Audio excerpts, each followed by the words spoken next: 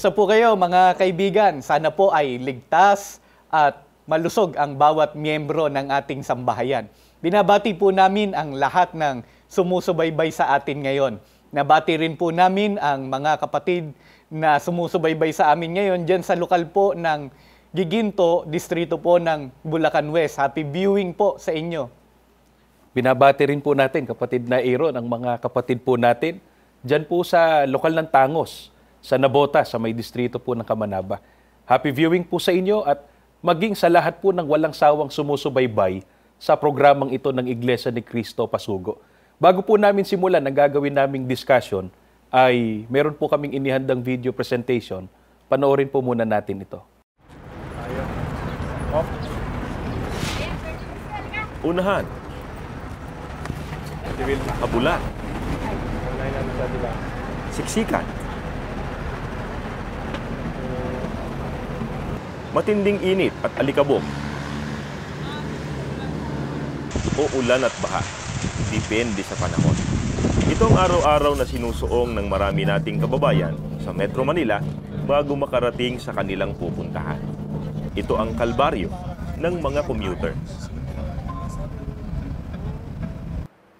3.5 bilyong piso ang nawawala sa ekonomiya ng Pilipinas dahil sa usad-pagong na daloy ng trapiko dito sa Metro Manila.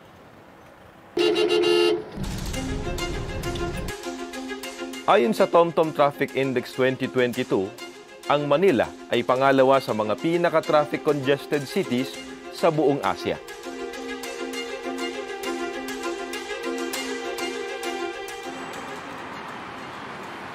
Kanya-kanyang diskarte ang mga commuter kung paano nila malulusutan ang problema sa pagkukommute.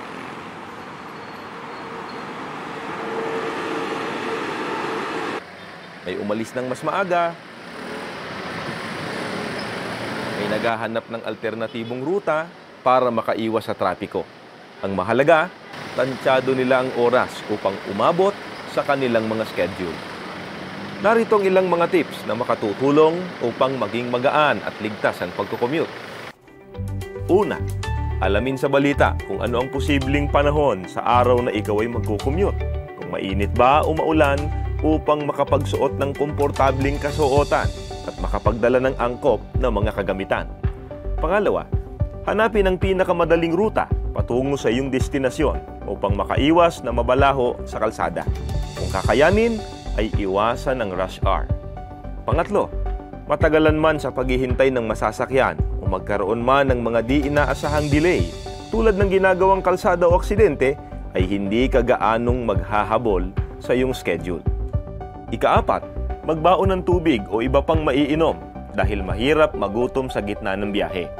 Makatutulong din ito upang manatiling relaxed at kalmado ang iyong sarili sa buong panahon ng pagkukommute.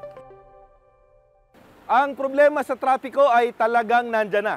Kung hihintayin natin na ito ay malutas, tsak, aabutin tayo ng siyam-siyam. Subalit, nasa atin ang pagpapasya. Kung hahayaan ba natin na tayo ay mapagtagumpayan ito o sisikapin natin na maging mapamaraan upang ito ay ating malampasan.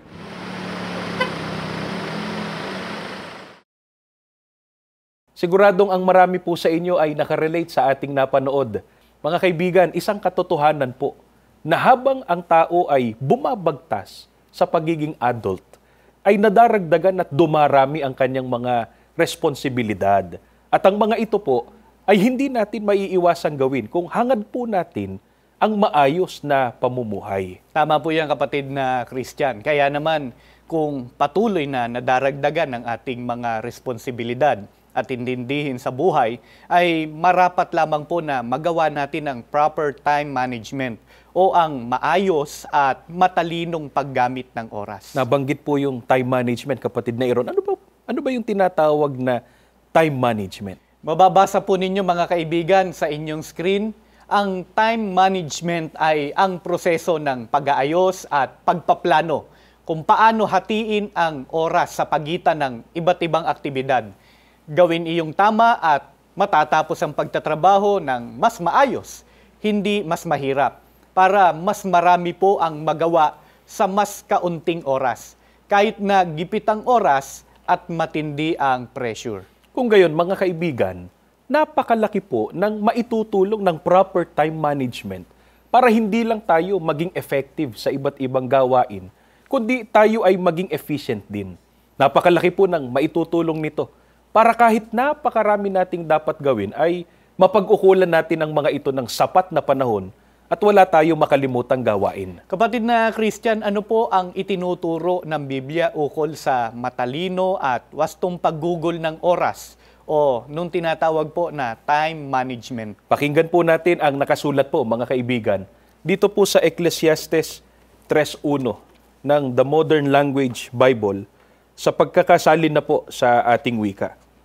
Sa bawat bagay ay may nakatakdang kapanahunan at may angkop na panahon para sa bawat panukalang gawain sa ilalim ng langit. Mga kaibigan, sa talatang binasa po ay may dalawang bagay po tayo na dapat mapansin.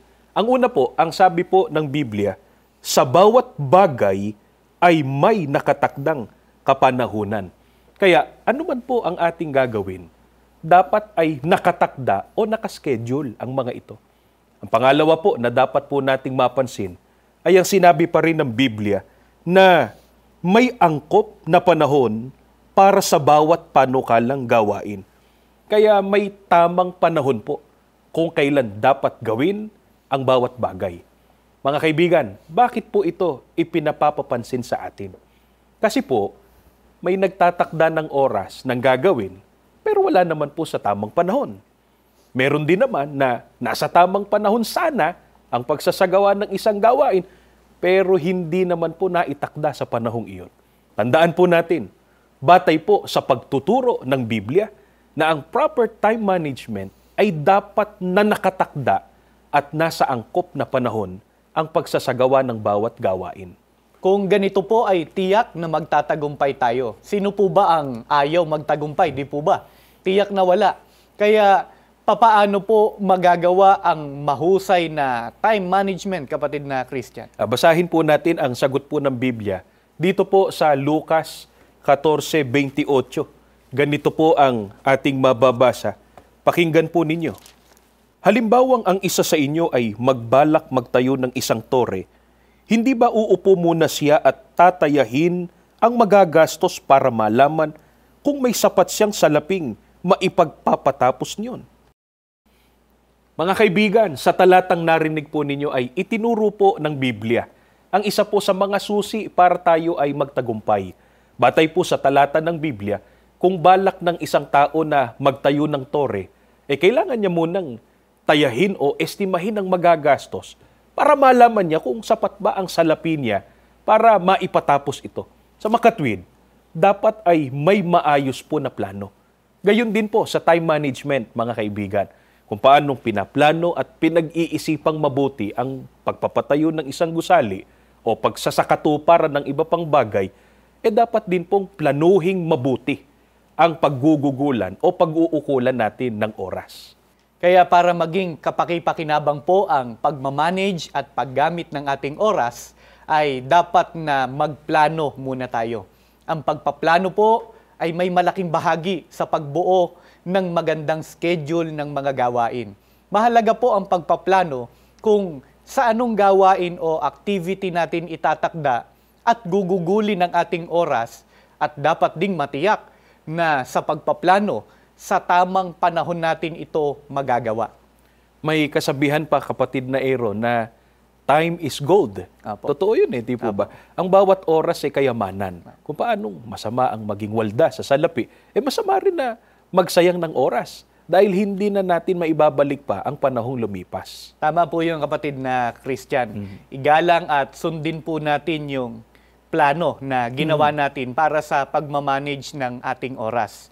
Tama po yun kasi may ilan po na marahil ay nag-iisip na gumagawa naman sila ng plano at schedule. Pero ang nangyayari po ay hindi rin niya nagagawang gamitin sa tama ang kanyang oras. Bakit po kaya nagkakaganon, kapatid na Christian? Mababasa po natin ang sagot dito sa unang Korinto sa 9:27. Pakinggan po ninyo, mga kaibigan.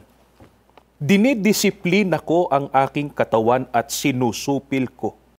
Mga kaibigan, napakahalaga po ng disiplina sa sarili.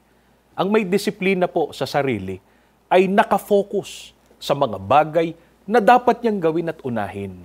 Ang taong disiplinado po ay may sistema sa paggawa at hindi po basta gumagawa lalo kung wala naman sa plano.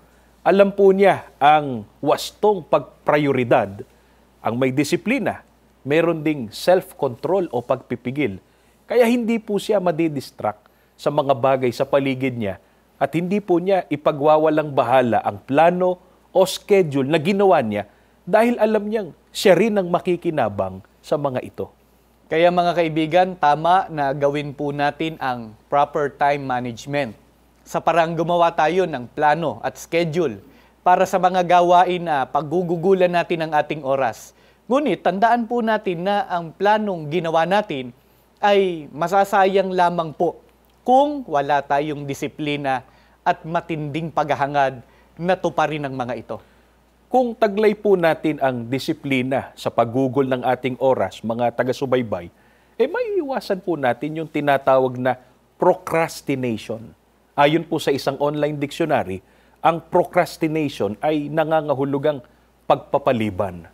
Ito rin yung tinatawag, kapatid na Christian, ng iba na last minute. Opo. Ito rin yung tinatawag na manyana habit, ang pagpapaliban o pagpapabukas ng anumang dapat na gawin. Kung kailan malapit na yung deadline o kaya ay baka lagpas na nga sa deadline, ay saka lamang po nila gagawin. Talagang dapat na iwasan nating lahat yan, kapatid na Aaron. Kaya nga mga kaibigan, kung kaya naman gawin, lalo kung mahalaga at nasa schedule, gawin na po at huwag ipagpaliban. Dapat po nating maunawaan na kapag tayo ay naging mapagpaliban sa mga bagay na dapat sana ay ginawa na natin, tayo mismo ang mapipinsala. Ang ganito po ay hindi naging matalino sa paggugol ng kanyang oras. Iwasan po natin ang procrastination o pagpapaliban. Maging disiplinado po tayo sa paggugol ng ating oras. Tama po, kapatid na Christian. Kaya itanong po nating muli sa Biblia, sa anong uri po ng mga gawain natin dapat buong disiplinang gugulin ang ating oras? Pakinggan po ninyo mga kaibigan ang nakasulat po sa Efeso sa 5:15 hanggang 16. Ganito ang atin pong mababasa. Kaya't ingatan ninyo kung paano kayo namumuhay. Mamuhay kayong tulad ng matatalino at di tulad ng mga mangmang, sapagkat masama ang takbo ng daigdig, samantalahin ninyo ang bawat pagkakataon na kayo'y makagawa ng mabuti. Mga kaibigan, ang sabi po ng Biblia, mamuhay kayong tulad ng matatalino at di tulad ng mga mangmang. Paano po mamuhay ang matalino? Ang sabi pa po sa talatang binasa, samantalahin ninyo ang bawat pagkakataon na kayo'y makagawa ng mabuti. Mga kaibigan, dito natin dapat buong disiplinang gugulin ng ating oras. Na sa lahat ng pagkakataon o oras ay makagawa tayo ng mabuti. Kaya sa panig po ng mga nag-aaral, dapat ay pagbutihin ang pag-aaral. Huwag sayangin ang oras sa mga walang katuturang bagay. Sa panig naman po ng mga naghahanap buhay, lalong magsikap sa buhay. Matalino po at buong disiplinang gugulin ng oras para umunlad at magkaroon po ng mabuting kinabukasan. Ito rin po ang dahilan kung kaya't kaming mga kaanib sa Iglesia ni Cristo, bagaman ang iba sa kanila ay nag-aaral pa, ang iba naman ay naghahanap buhay na at may sarili ng pamilya, ay patuloy po sa pagsunod sa mga utos ng ating Panginoong Diyos, sa masiglang pagdalo sa aming mga pagsamba at maging sa pakikilahok sa iba't ibang aktibidad sa loob po ng iglesia. Sapagkat ang pagsunod po sa mga utos ng Diyos ay mabuti. Ito rin po ang laging itinuturo sa amin ng aming tagapamahalang pangkalahatan, ang kapatid na Eduardo V. Manalo, na ang mga kaanib sa Iglesia ni Cristo ay laging sumunod sa mga utos ng Diyos at higit po namin itong dapat pag-ukulan ng panahon kaysa mga bagay na panlupa. Kapatid na Christian, bakit po ganito ang itinuturo sa atin sa loob ng iglesia? Ano po ba ang ating sinasampalatayanan na tutuparin ng ating Panginoong Diyos kung higit nating pag-uukulan ng oras at panahon ang pagsunod sa kanyang mga utos kaysa po sa mga bagay na iniintindi dito sa mundo? Sa unang Korinto 15:58 ay ganito po ang ating mababasa. Kaya mga kapatid kong minamahal, magpakatatag kayo, huwag kayong patitinag, kayo'y laging sumagana sa gawain ng Panginoon. Yamang nalalaman ninyo na hindi mawawalan ng saysay ang inyong pagpapagal para sa Panginoon. Ito po ang aming sinasampalatayanan ng mga kaanib sa Iglesia ni Cristo. Kung bakit higit po naming pinag-uukulan ng oras at panahon ang pagsunod sa mga utos ng Diyos. Ang sabi po ng talatang ng Biblia, kayo'y laging sumagana sa gawain ng Panginoon, yamang nalalaman ninyo na hindi mawawalan ng saysay ang inyong pagpapagal para sa Panginoon. Bagaman may buting idudulot po sa amin kung aming pagbubutihin ang pag-aaral at paghahanap buhay, subalit lalong malaking kabutihan po mula sa Diyos ang aming tatanggapin kung higit po naming pagbubutihin at pag-uukulan ng panahon ang pagsunod sa kanyang mga utos. Kaya malinaw po sa mga tunay na lingkod ng Diyos ang patakarang itinuturo ng Biblia kung paano magugugol ng wasto ang bawat oras para maging makabuluhan at kapaki-pakinabang ang mga kaanib po sa Iglesia ni Cristo sa tuwing inaayos at minamanage namin ang aming oras sa araw-araw. Ay lagi po naming inuuna o pinaprioritize po namin ang pagsamba sa ating Panginoong Diyos at ang pakikilahok sa mga aktibidad ng Iglesia dahil sa pamamagitan po ng pagsasagawa ng mga ito ay aanihin at tatanggapin po namin mula sa Panginoong Diyos hindi lamang ang tagumpay sa buhay na ito, kundi higit po sa lahat ay ang gantimpalang ipinangako niya sa araw po ng paghukom. Sana po ay pinakinabangan ninyo ang aming ginawang pagtalakay